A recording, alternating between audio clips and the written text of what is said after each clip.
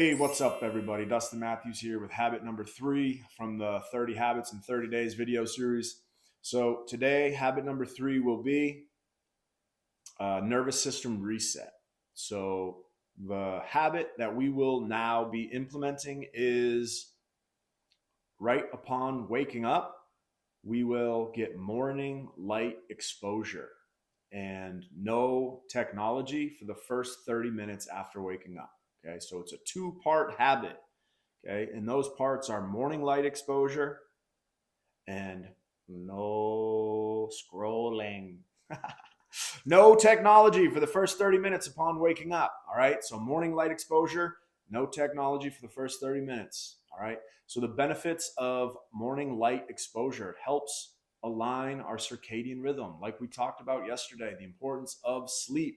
Our central nervous system heavily depends on our sleep quality, okay, our mood, our ability to regulate emotions, how stable we are, how we perform, how we think, how we feel. So much of that is dependent on the quality of our sleep. So that's why these first few habits are really, really going to help implement a better sleep routine.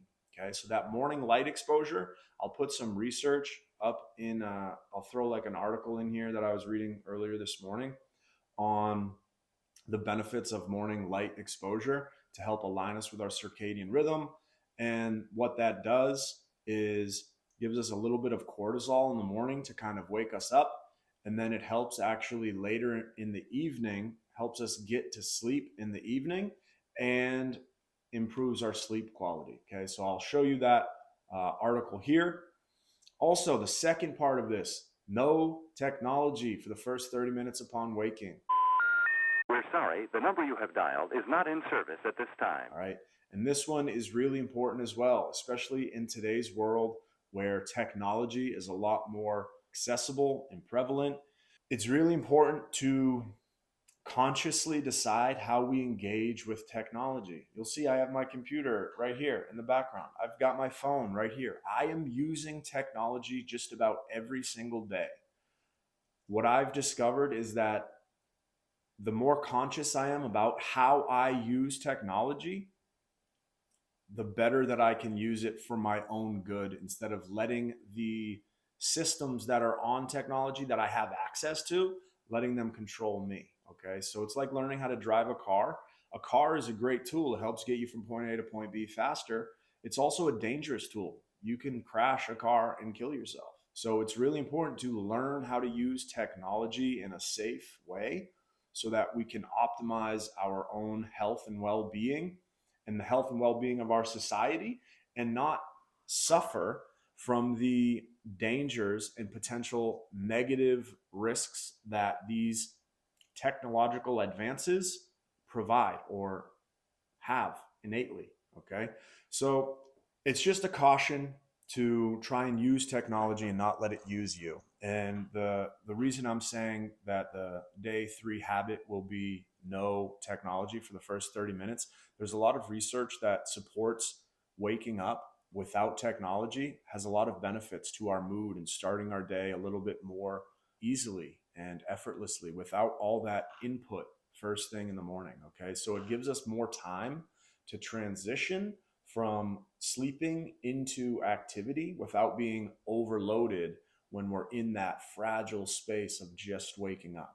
The first thing that I want to mention is doom scrolling. So, doom scrolling is basically a state of mind that you get into, whether you're depressed, you're anxious, you feel like life is chaotic, whatever your emotional state predominantly is, if you're predominantly in that like kind of fight or flight panic response where life is chaotic, you're urgently going from one thing to the next, or you're depressed and everything kind of, you feel like everything sucks, or you're anxious and you compare yourself to others based on what you see outside of yourself. A lot of what we have on these devices with social media and doom scrolling is just viral content that comes through. And a lot of this content is not accurately portraying the full picture of what is going on in the world, in life. Okay. So we might see like the performance reel of people's lives and compare ourselves to them and feel envious of them. And that creates maybe depression or envy or jealousy or anxiety of, oh, why am I not this way? Why am I not successful? Why am I not a millionaire? Why am I not this beautiful? Whatever it might be. Okay. These are unrealistic expectations that some of these social media things can push to us. Also, the negative news, you know, war and poverty and sickness and disease and death and outrage and all these violent negative emotions. Yes, these things are happening in the world, but on the grand scale of things, life right now is better than it has ever been. You are alive right now. There is more wealth in the world today than there has ever been. There is access to so much information. I feel like it's important to keep this in perspective. Yes, there are negative things happening in the world, but we always have to remember that we have a conscious choice to choose what we put our attention on. Okay. So the first thing that I really try to encourage people to do when it comes to social media is just become more aware of how much you're using it and what you're using it for. Are you using it or is it using you?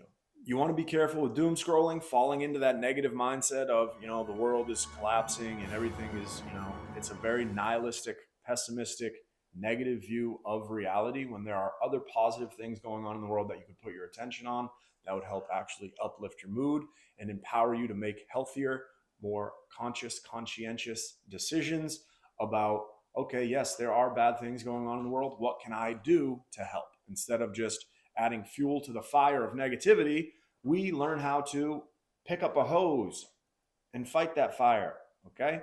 So that's one of the things I try to help everybody do is I want to empower people to make better decisions, healthier decisions that are going to be in service to the highest good of all creation and not just add to the chaos and the doom and the gloom. All right. So we're all about happy, happy positivity. Yes, but we're also practical. All right. We're not just sweeping things under the rug. We're making sure that we understand the full picture and then we try to choose the best from that full picture. The second thing I want to talk about is something called brain rot. So, this is basically what happens when we get this overstimulation from using media, social media too much, scrolling, short form content, like high novelty content, all this different information input into your brain. It's stimulating your reward system, your dopamine, to feel like you're getting this, cheap satisfaction, this cheap reward without exerting any effort. So let's say you wake up in the morning, the first thing you do is go on Instagram and start scrolling, and you just get this feed of information. It could be negative, could be comparison, could be some of it could be, Instagram models that tempt you to be lustful first thing in the morning and take your energy away and hijack your biology into sexual compulsion. Okay. So I know what's out there. All right. I've been alive for a while. Uh, so, brain rot, this is overstimulation. You're flooding your brain with dopamine first thing in the morning. And what that is going to do long term is it's going to increase your fatigue and lower your motivation to actually pursue in long term goals. It will reduce your attention span because you can only watch quick form content. It programs you to only be able to take quick form content. And then you're not able to focus on long form content, like things like reading and setting goals and maybe focusing in class or focusing on your job, whether you're a student or you work, you have a job. I feel like a lot of people use their devices, their phones, as a way to try to regulate their nervous system, but I think it's having a negative impact the more that we use it. All right, maybe if you can only use your phone for a few minutes and get a little bit of inspiration or motivation, great. But if you're going to it and it's just like you're flooding your dopamine system and feeling fatigued and just trying to regulate through that, it's actually backfiring and preventing you from taking more control and power over your own executive functioning of your brain to make better decisions for your life. So, yeah, I'll throw up some research here on the negative effects of scrolling first thing in the morning. So, as you can see down at the bottom, increased stress and anxiety, reduced productivity, disrupted morning routines. And you can pause this and read that if you'd like. I'm going to implement this for day 3, habit number 3. And I'll see you next time tomorrow for habit number 4. All right. See you later.